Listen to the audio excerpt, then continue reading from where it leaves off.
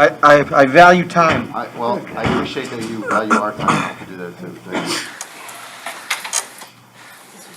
No. Time's a commodity you don't get back.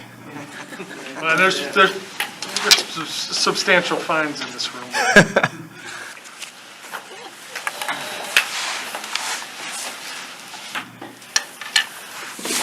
When you guys brought the cold in. Doc, you had Jalen shadow Devontae last week. How'd you think he did, and how's that free you up to do other things throughout the defense? Yeah, overall, you you look at all, 60 plays we had in the game, I thought he did a good job. There was a few mistakes, which is always happens, not just him, not just him, but all over the defense, there's a few mistakes, and those are the things that, like I've told you from week one, that are the things that we keep pressing to try to eliminate those ones, because based on different offense that you see and different guys that you see, and obviously we played a pretty good guy there with Aaron Rodgers, sometimes they find you, when you make a mistake and it gets exposed. And so, but I thought he did a good job. That's not an easy thing to do for anybody in this league, especially when you're a corner, because we had him playing a lot of different roles and a lot of different assignments that he necessarily didn't have reps stacked up on him. So he did a good job overall, and we like that he embraces that role. So what has he done to earn that confidence and trust from you? And then just an extension of that, when he gets moved inside of the slot, what are some of the things that he has to expand in his skill set to be able to handle that? Yeah, well, what has he done in terms of just his work ethic and his diligence, that he is focused and tries to prepare like a professional? And he's still a young guy now. And for him to learn all those roles that we're asking him to do, I think is a credit to him. And what, in terms of the second part of that question of what he's got to do differently or learn differently, there's a lot. The nickel's not an easy job in this league, and in our defense, it's not an easy job. And he's taken on that responsibility on himself to stay engaged in trying to learn everybody in the back end, and that helps. That helps, and that gives us some flexibility, and we appreciate that. How do you describe the challenge of facing Aaron Rodgers and Tom Brady in consecutive weeks, and your role in preparing for that? You guys know the challenge. It's two Hall of Fame quarterbacks you're facing back-to-back weeks, which is what this league is, and that's our schedule, and that's what we got to do. And so we're excited for the challenge. We got to regroup and get back focused, because Tom is different than Aaron in a lot of ways, and obviously similar in terms of their greatness, but they do things differently, and they operate differently. So we got to be able to accept that challenge of the way he tries to go win a game and command the game. So that's our challenge for this week, and I think our guys will be focused for that. The 41-yard pass to Devontae Adams, it's still a long gain if it gets him down immediately. Is there any frustration that there's multiple instances of him not wrapping up this season? Yeah, I think, obviously, like you guys say, you guys point out pretty eloquently some issues with the tackling, and there are. We're not going to shy away from those issues. We got to address them and attack them, and we got to do it at all levels of the defense. Because a lot of usually a function of explosive plays, usually in my experience, comes with one of two things. It's either tackling or a miscommunication or a bust. If they get us on something schematically, then hats off to them. And, they got me in terms of a play call that they got me on. And that's what happens in this league. Sometimes you get that as a coach and a player. And so we got to do better overall. And that's been continued point of emphasis. And we got to do a better job. I got to do a better job coaching tackling, quite frankly. And then, obviously, we got to execute better. What is Eddie doing well this season? Because he is allowing you to disguise coverages. That's right. There are. I think he's doing a really good job of understanding what we're trying to get done with the whole defense. He takes a command out there in the back end, because it's not easy to play safety for us. There's a lot of adjustments and tools that they're responsible to make on the fly based on what they see from an offense. And so he's got great command of that. And so all those things he's doing well. He's in the spots that we need him to be. And quite frankly, sometimes when you're in those spots and you're a good productive player that's got history in this league, quarterbacks don't go that way, right? And so I think that's what he's doing a good job of. He's also allowing us to create some matchups. You saw it versus the Raiders where we were able to put him down and play nickel. And that's going back to what Jalen provides. Eddie provides the same thing in terms of knowledge of the defense and where he's supposed to be and understanding different roles. So we're allowed to do some multiple things when necessary with him. And again, not an easy thing for a guy to play out of position, on a game week. But it's a credit to how he prepares. I know Tom Brady obviously does a ton of things. Yeah. But what, in your mind, like if somebody asks you, what is the first thing that comes to your mind about what makes him dangerous? What's his, Just his overall command of the offense. I mean, you see it on tape. He's so calm. He's seen everything, from a coverage standpoint, a front structure standpoint, a pressure standpoint. He hasn't played this long and not seen everything. And so he's got all the answers built in. And probably I would say the one thing that is pretty amazing of how fast he processes things from when he gets to the line of scrimmage to getting the snap. There's a lot of things going on, and the game seems so slow for him, which he's earned that right. I mean, you don't become great when the game doesn't slow down, and that's what he's really good at. Jalen. So fast. How is that, you mentioned he and Aaron are different. I mean, one of them is that Aaron will move around and he's got it and it's out. How does that change what your preparation is? And how does that change your pass rush plan when he gets rid of the ball so far? Yeah, we still want to be aggressive, try to impact the quarterback in different ways. But like every week, I told you guys, and I'm going to continue to say it, pass rush and coverage is a function of both. You need good rush to have a good coverage, and you need good coverage to have a good rush. And we're doing that in a lot of instances right now. Now, how is he different with getting the ball out? Because they're a timing-based offense, and he understands. They've been playing together with the O-line for quite some time. These receivers and the tight ends have been playing together this year for quite some time. Really since last year too, and so they're in a rhythm, and so you're able to get the ball out on time when everybody's in their spots that they're supposed to be in, and the quarterback knows what the coverages are, and he knows where he's got to deliver the ball. Like I said, pre-snap to that 1 second post-snap, he's got a really good idea of where he wants to go with the ball. It's a challenge for you this week, preparing with Khalil kind of battling through his injury and then Robert on the COVID list and the uncertainty there. Yeah, our first primary challenge is always to try to get a good enough game plan to help us go win the game. And then, like I've told you guys, the mindset on our defense is to play with whoever we're ready to play with.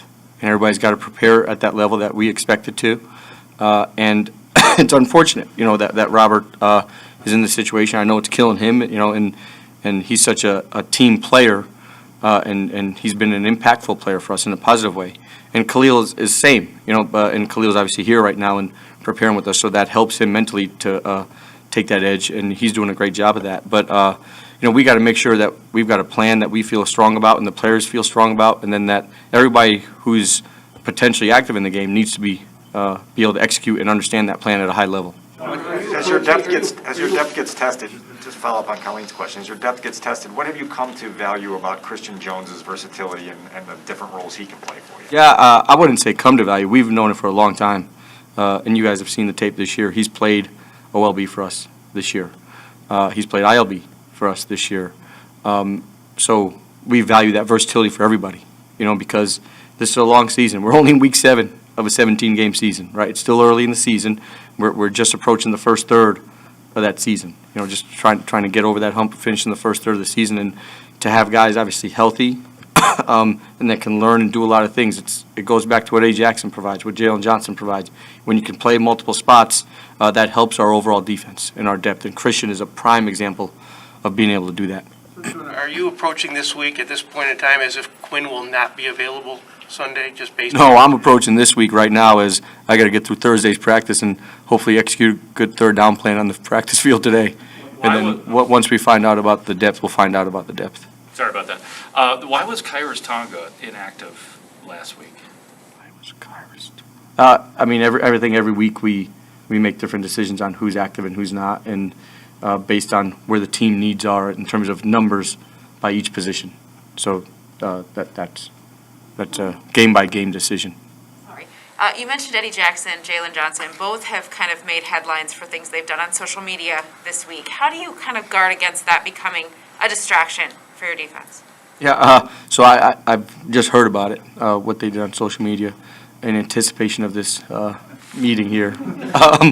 But the guys know what our standard is. They know what the policies are, and quite frankly, it doesn't present to be too much of a distraction because it gets directly addressed, and we're still focused on what we need to be focused on. They need to be focused on what we need to be focused on, which is a great challenge in the Buccaneers playing them on the road. Can Trevis Gibson give you starter snaps?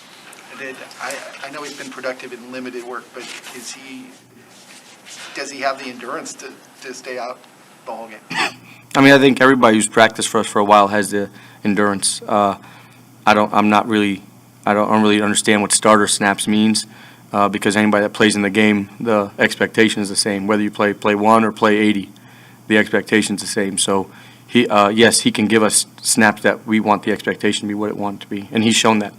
You said in regards to the tackling that it's something that you feel like you can coach better. How do you coach that better? And is it as simple as just, threatening some starting jobs or mixing in some other guys in the rotation? No, I don't believe in, as a teacher, I don't believe in threatening anything. I don't think threats are the way to go, so as a leader or a teacher. Now, I think as a leader and a teacher, you got to find unique ways to teach and make sure your message is getting across to your players. And so we do that in a lot of different ways, whether it's in the film room or in practice, and we got to continue to do a better job of it, like I said, from a teaching and coaching perspective and an execution perspective, right? This is not just on one party in terms of player or coach. It's a collective effort, and ultimately between the lines, we got to execute, and we got to give them a chance to execute, put them in good positions, and give them the proper techniques and training to go and execute. As you worked Danny back into the lineup, how have you managed that rotation at inside linebacker, and how do you think he and Alec have responded to it? Do you think kind of interrupts Tree's flow when he's in and out like that? How do you think I don't, I think they've both been outstanding, quite frankly. They're both veterans, they're both leaders, and they both understand what their roles are, within this defense, and they've embraced that, and that's a credit to both of them. And then the management part, I think Coach McGovern does an outstanding job.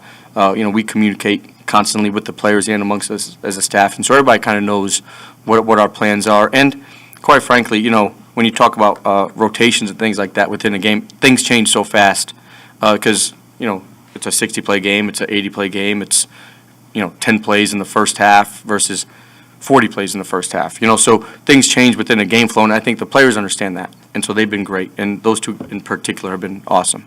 Back to Jalen shadowing number 1 wide receivers.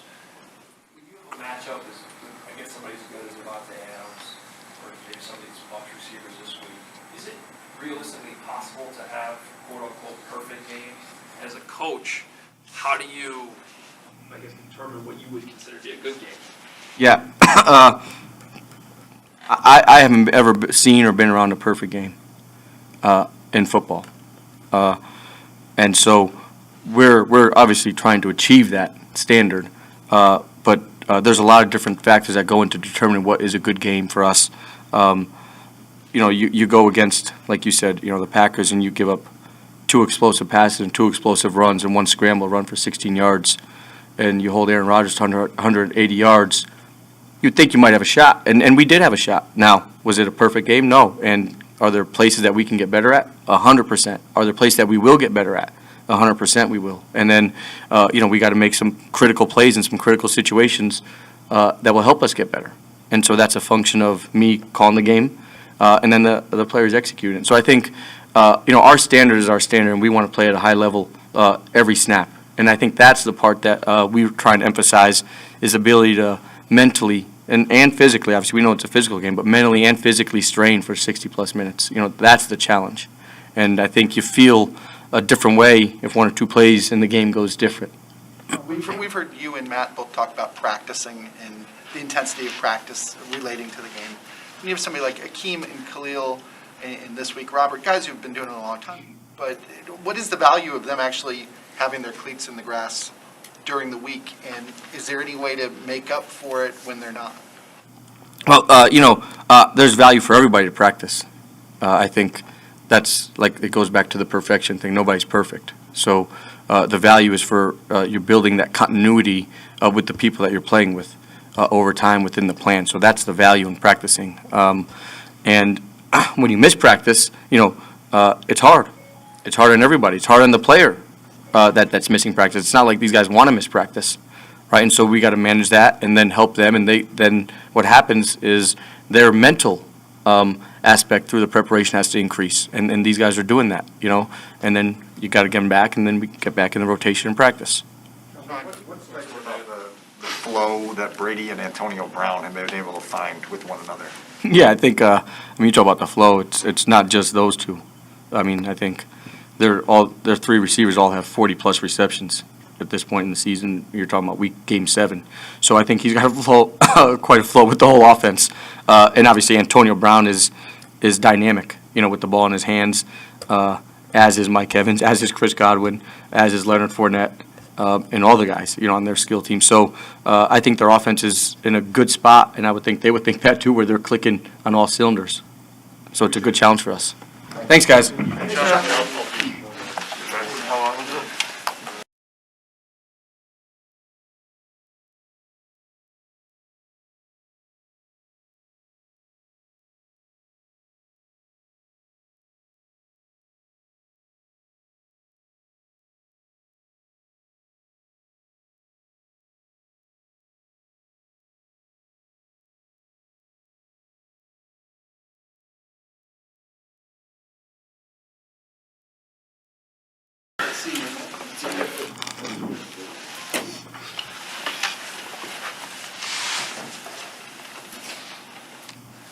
You've got a rookie quarterback going up against a defense that is known for throwing a high volume of pressures and an array of pressures. What to you is the biggest challenge of readying Justin for what he's going to see from that defense?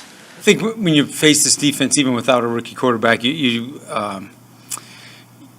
want to be disciplined to stay with your rules.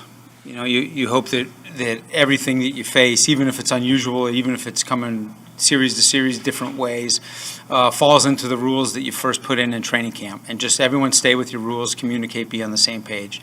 Because we faced this scheme with veteran quarterbacks, and it's really been the same thing. So I think for Justin, it's a great learning lesson for him that, hey, this is why we install the way we do in the off season. This is why you have OTAs and you're here in May and June to learn all the rules and to get everyone together, and then you repeat it in training camp. And then, because throughout the course of the season, you're going to face some teams where their blitz schemes are small amounts and you can kind of really zero in. You're going to face some teams like this where they have a wide variety, and you just have to stay with your rules. So it'll be good learning for them. A combination of the fact that their run defense has been so good, and they've obviously played with the lead. A lot of opponents just haven't run the ball very much against them. What's the challenge of the patience? It's something that's worked for you guys, knowing kind of what you're going up against in that. Well, I think some of it we'll all know as we know how the game goes. Some of it you can plan and predict, and some of it you have to play the game as it plays out. But I wouldn't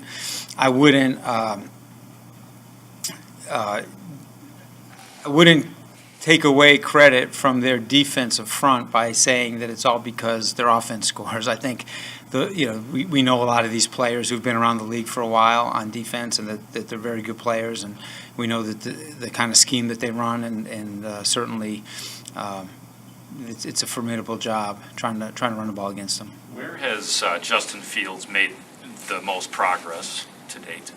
Oh, gosh.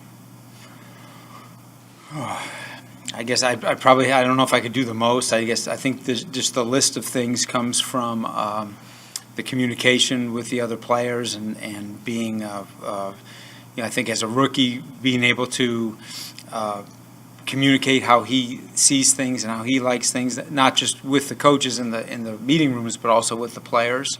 The quarterback's opinion matters. It's just a fact. And there's veteran receivers, and they have the ways they've done things, but in the end, the quarterback has the ball in his hand and has got to be the one to trust it to throw it. So I think he's just, as he goes, has grown in his confidence and his ability to communicate it to the players. And I think that's been good to watch. I think his play speed over time just keeps getting better and better. And it shows up obviously in practice quite a bit, and sometimes on game day, we can check off boxes, and sometimes we see things that we still need to pick up the play speed. But that's the process we're in. Matt said that you guys, Matt, and all of you guys threw too much at him in the Cleveland game, so you guys have since simplified. Is that where Justin's opinion comes in more, or where his opinion matters about what he is comfortable with doing game to game? I think sometimes you got to believe what you see as a coach. So with any quarterback, you can trust what you see yourself, what you see with your eyes on live in person on the practice field, and then what you see accumulated over games. And so you'd like to put that together, the hard evidence with their opinion and what they say. And but that's kind of the art of coaching the quarterback and building the game plan over time. Here's a concept that a certain quarterback doesn't really know well. He hasn't run it in the past. Well, you can throw it out, or you can put it in and just start practicing it. And then over time, he gets comfortable with it. He sees it in practice. And maybe it's on the call sheet sometimes, and you feel pretty strongly you're not going to call it in this game, but you're going to – how else do you grow as an offense unless you work on things that you aren't good at? If you just keep doing the same thing over and over, you get that people catch up to you pretty quick. How dependent is this offense in its current state on the run game? In other words, how capable are you of scoring touchdowns if they just don't let you run? Sure. Well, we weren't at the end of the last game, obviously. And that I think what we did the last 3 games had us at, as far as the run volume, had us at 2 wins, and then we went into the game and we had whatever setup we had there near the end of the game to be close, but we couldn't finish it. And in the NFL, you better be able to finish games with the lead by running the ball, and you better be able to score passing the ball. And so I think the facts are just that we didn't. And so can we? Well, I'm sure we'll find out someday. Again soon. We'll be tested on that again soon. It might be this Sunday. It might be 2 weeks from now. I can't predict it. But we know we have to do that.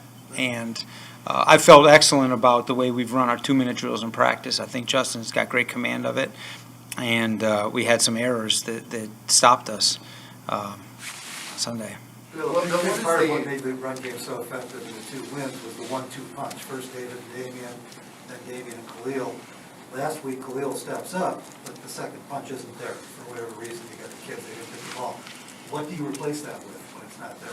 Well, I don't blame. I wouldn't put it all on just the fact that there was one running back. So that would make it sound like Khalil couldn't do it himself. I thought he did a fine job.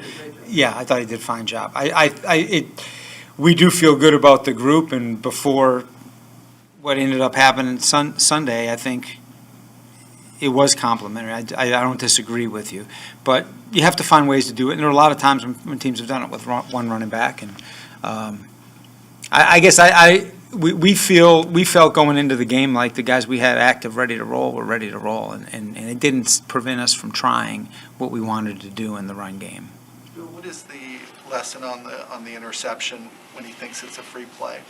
I mean, other than look for the flag? No, you can't. You're not always going to see the flag. It's helpful when you see the flag. It's easy for me to the booth to say, why the heck didn't they throw the flag? But if he's always looking for the flag, the ball's just got to come out fast. So immediately he has to start scanning the field, or based on the play that we're going to run. So he can't look sideways. He's got to do it. We addressed it a lot as an offense. Coach Nagy actually addressed it with the offense. We like the ball to come out faster, because when you're holding the ball in those plays, it was a play where he was able to hold the ball, but we've been around a lot of those where the protection, because of the timing of the snap, gets broken down quickly. So we don't want him to take unnecessary hits.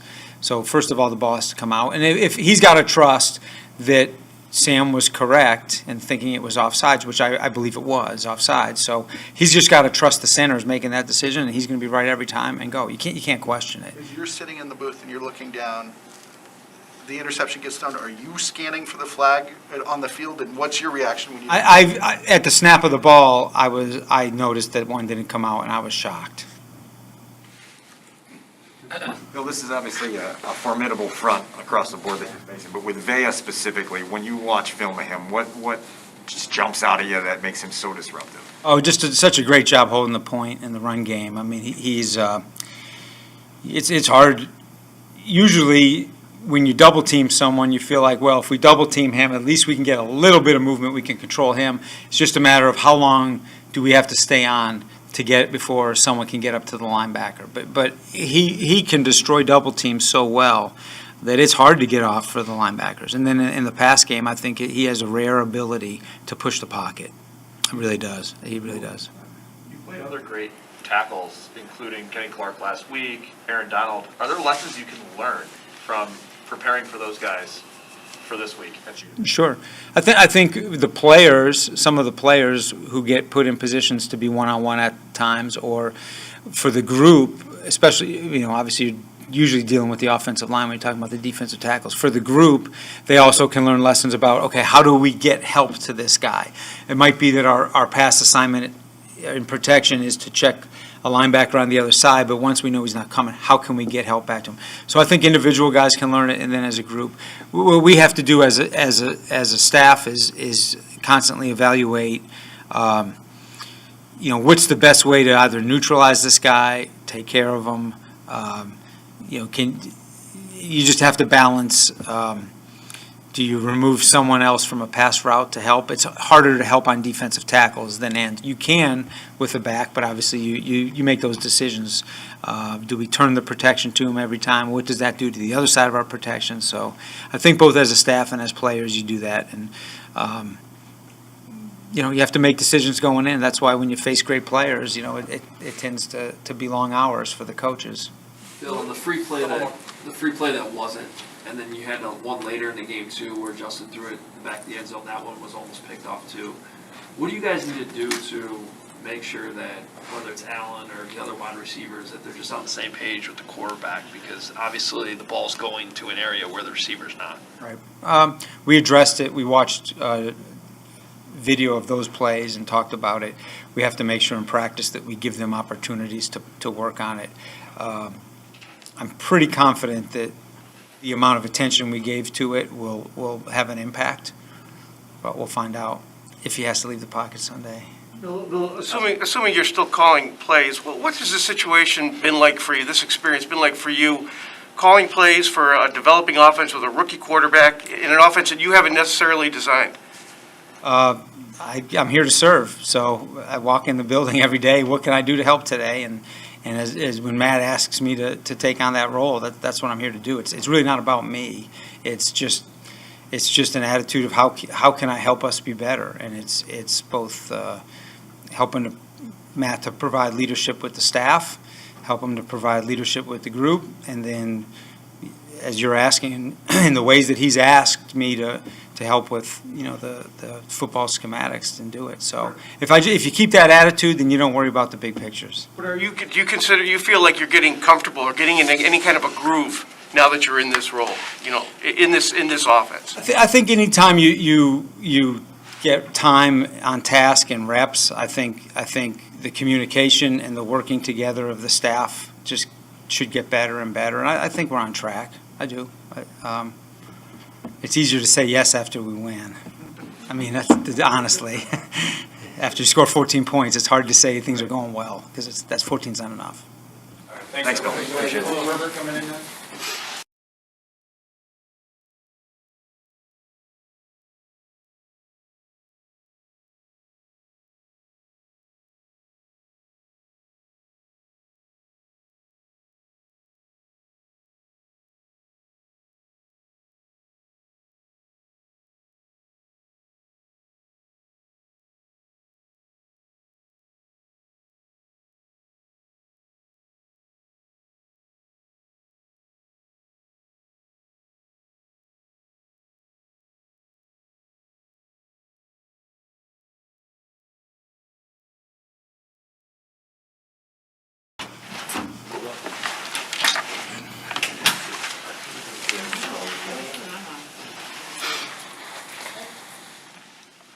Are there ways that you feel more comfortable now than maybe 3 weeks ago?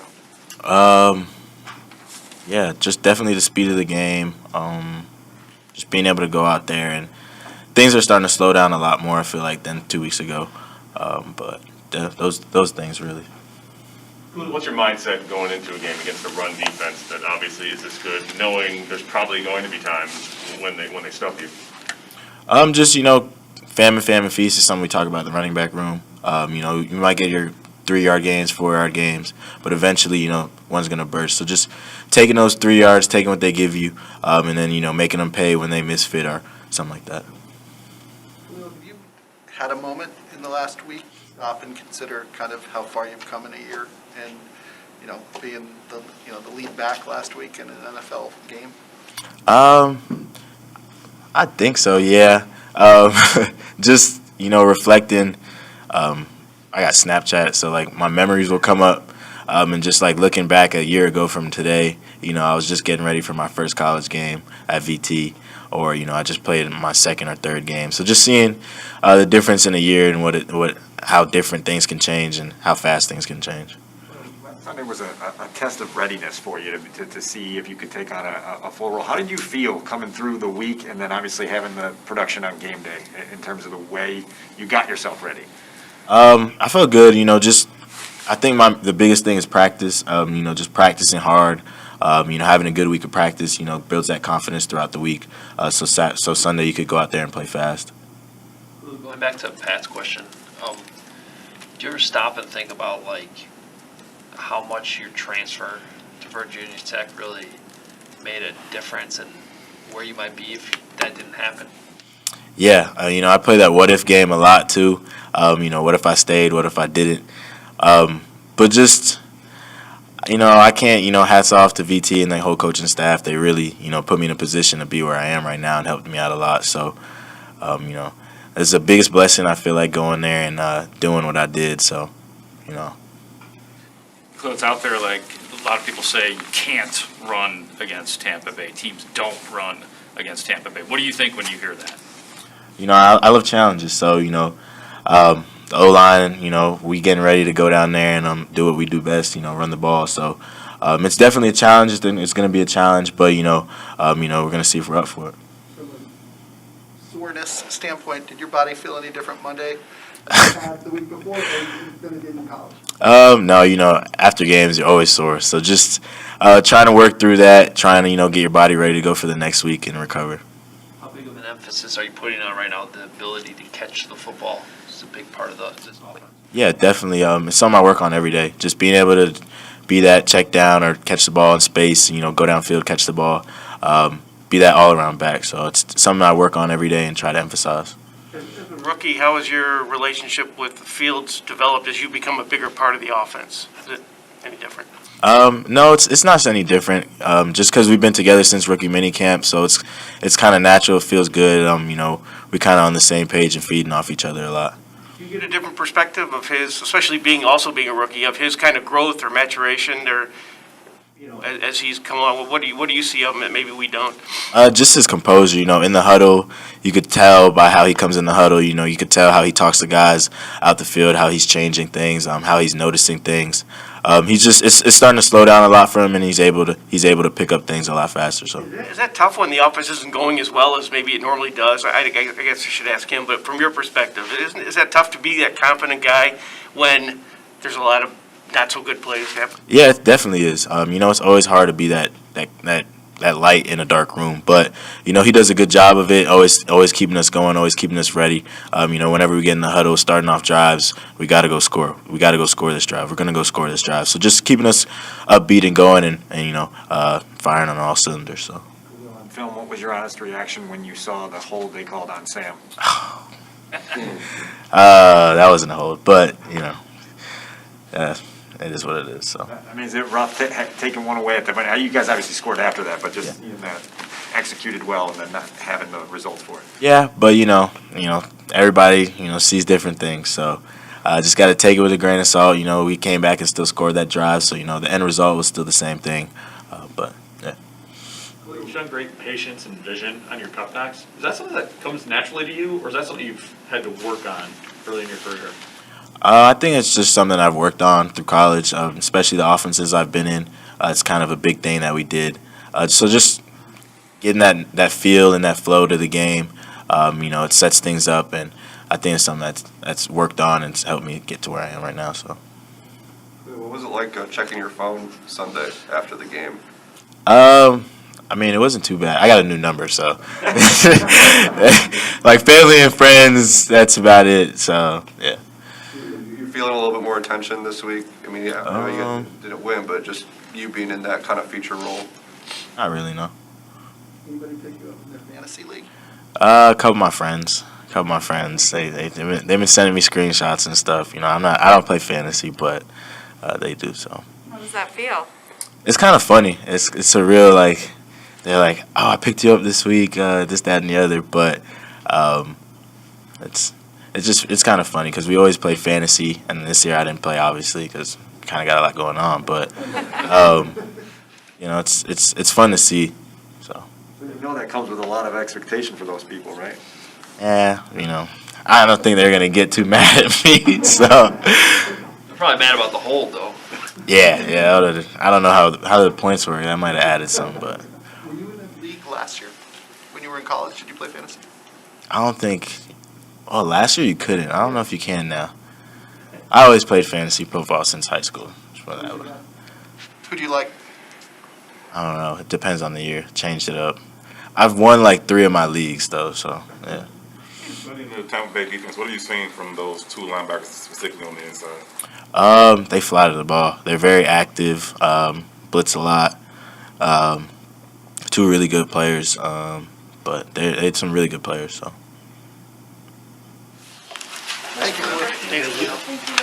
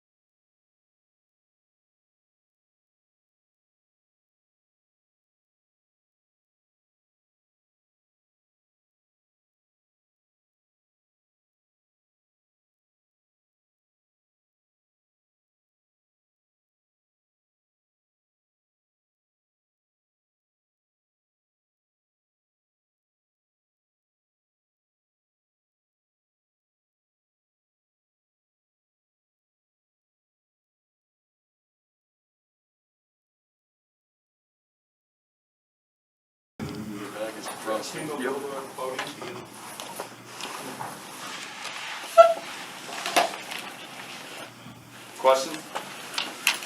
Kendall, when Jalen is shadowing the number one receiver like he did on Sunday, how does that impact you in terms of, now you kind of have to shift around too, right? How does that impact you when he's shadowing the number one guy?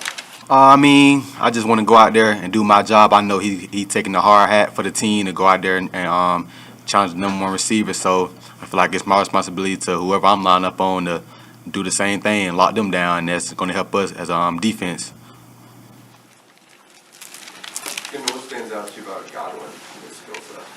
Oh yeah, he's a real unique skill set. Real shifty in the slot, knows how to get open and use space and everything like that. So he's a real excellent receiver. What can you guys do as a defense to kind of address some of the tackling issues that you've had collectively?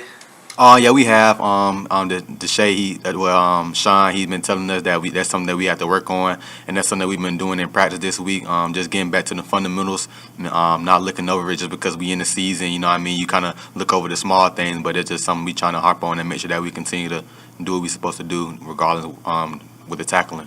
What specifically have you guys done in practice to work on that?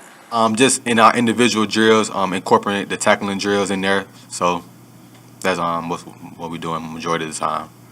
What are you seeing with the connection that Brady and Antonio Brown have sort of built, and now it seems like it's growing a little? Yeah, it is growing. I mean, I can remember last year he wasn't really involved in the offense much. He kind of came in kind of late, but now he got that off season and everything like that with OTAs and everything, preseason as well. So you see those guys connecting and they looking real good right now. What within Antonio's skill set is the most dangerous? Just he's kind of shorter. He's shiftier, so he knows how to, use his wiggle and stuff to get open, and he has good long speed too as well to create that separation down the field. So just with me just winning early on in the route and competing. Has Deshae told you about the time he picked six Tom Brady? He actually haven't. I gotta ask him and see. Probably gonna look it up and see too. Yeah, he didn't talk about that. He didn't have much to say about it for some reason. When you were 8 or 9 years old, I imagine you never thought you'd be on an NFL field with Tom Brady. I mean, do you reflect on that, just your place, and then obviously his longevity? Yeah, I mean, it's crazy. Just growing up, seeing Tom Brady, seeing what he done, the greatness that he's achieved, man, and me going out there this Sunday and be on the same field with him, man, it's just a blessing to be in this position now. I'm just want to go out there, compete, and play ball at the end of the day. You think you playing at 44? Me or him? Me off. I don't know. Hope so. Maybe I can switch positions. Was there a time, even if you were like in high school, where you would have been intimidated by facing a guy like Tom Brady? I mean, now you're on his same level. Yeah, I mean, But I mean, no, I'm never intimidated. I mean, I say it's always fun to go out there and compete and get somebody that's quote unquote the best at what they do. I mean, because you want to go out there and show that you can compete and you're the best at what you do. So it's all fun at the end of the day. After going against a guy like Aaron Rodgers and now having to face Tom Brady, what's that like having two gamers back to back? I mean, it just shows. I mean, in NFL, I mean, that's how it is. I mean, you got 1 week you got Aaron Rodgers, and then now we got Tom Brady. So just going out there, just focusing on the little things to help us get this victory. Thanks, Kevin.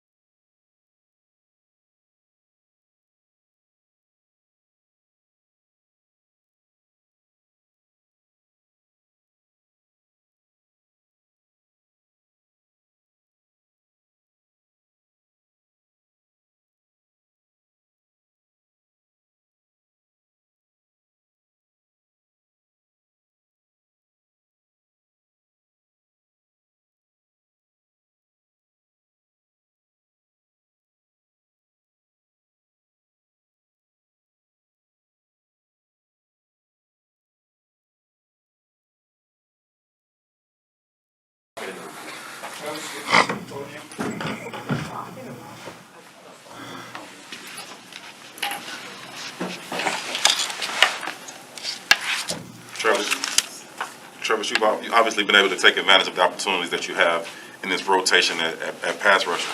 but now with the possibility of Quinn not being there, does that kind of change for you? Does the approach change for you? Does the expectation or the responsibility change for you going in with the expectation of maybe getting more snaps than you have been? No, sir. The expectations are what they are. You know, I'm going to keep playing with confidence, keep playing with a chip on my shoulder. As far as the opportunity, it's another one that's given to me, and it's another one that I plan on taking advantage of. Where's the chip come from? Man, I feel like a broken record only because everybody always asks me that, and I say it's the one offer that I had in coming out of high school. You know, I really felt overlooked, and I've been on the revenge tour, just trying to.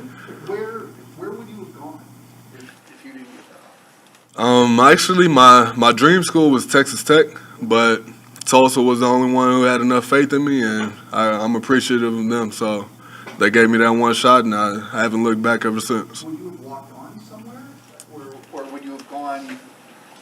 What would you have done? That's a good question, man. I probably would have had to end up walking on somewhere and creating my own opportunity, probably. But God-given Tulsa gave me one, and take advantage of it. Going from a healthy scratch to now getting some significant snaps and making some significant plays, where do you think is the one area of growth you've grown the most in? Probably my confidence, man. I know that's not something physically or mentally. Well, I guess mentally it is, but I think it's just my confidence. You know, the more reps that I've gotten in this preseason and the beginning of this season is just giving me more and more faith that I can dominate this game. And overall, that's a goal of mine that I want to achieve. What do you learn most from playing with Khalil Mack? And is there ever anything that he does on tape where it's like maybe that's even outside of the rules, but because of him being the generational talent, he can do it? Like, yeah, I probably shouldn't even try to do that. Man, it's really just him playing with determination. And I feel like if you're a good football player and you play with that determination and confidence, you know, if you don't go by the rule book and you still make a play, it's nothing that can be denied. So if you just play with that chip on your shoulder, have that confidence in yourself, I feel like no matter what you do on the field, it's going to bring out the best results. Going back to that one offer, do you think about how far you've come since then? Yes, ma'am, I do. It's you know, it's all God, honestly, and I'm very appreciative, and it's something that I couldn't be more appreciative for, honestly. Is it something you think about when you walked out to practice yesterday and you realize, you know, Khalil's not there, Robert's not there, Jeremiah's on IR, like you're the guy at practice? Oh yeah, yes sir. It's you know, it's a great opportunity. You know, those are veteran guys, all three of those guys you just named, and they set the standard in our room, and that's something that I have to reach up to and continue to try to reach for. So, you know, with those guys not being at practice, it's just keeping up the tempo, making sure everybody's doing everything that we can, at least in our specific outside linebacker room, and filling in that role the best that I can. I know you'll take a sack on any quarterback, but what would it mean to sack Brady? It would mean a lot, honestly. You know, I pay my respect to Brady, but I'm not going to treat this week any different. I'm going to prepare the same way that I have. I'm not going to put too much on my plate and make myself overthink. I'm going to just go out there and let it all loose, play fun. Being the guy at practice, are there ways in which Khalil or Robert have helped you from the sidelines? Most definitely, yes. You know, going back to that video of them cheering for me when I was on the field and they weren't, you know, that's just something that I feel like they sort of bought into also, only because they've helped me get to where I am now. You know, they've seen my progress from last year to this year. So it's good seeing it pay off, but it's a lot more work to be done, and they always help me with that. They always critique me, even in the film room. You know, there's plenty of things that they help put on my plate and help me get it done. You know, it's the other side of the ball, but have you studied guys like Shaq Barrett and Jason Pierre-Paul that Tampa has in your position doing stuff for their defense? In my recent years, yes, sir, I have. And they have some great techniques. They're great players. But, I mean, as far as the Bears and what we're going to do, like we said, we're going to treat it like another week and prepare to our best and go out there and play fast and play fun. He's not here anymore, but me personally, I kind of draw some parallels to you and your development to that of Roy Robertson Harris. Were there any conversations between you and him about how he took his role here? He came in undersized, kind of playing a new position, and he developed to be a really productive player and earned himself a nice contract. I kind of see that same trajectory for you. Was there any discussion between you guys about what that's kind of like? Most definitely. You know, he's from the Dallas area, and that's sort of what put a bond between us last year. So that I mean, he gave me a lot of tips a lot of tendencies, a lot of things that I could do to help get better. And you know, he's a great guy. He works hard. He turned nothing into something. So, you know, I think it's sort of some similarity between us two, indeed. Thank you. Thank you. Appreciate y'all.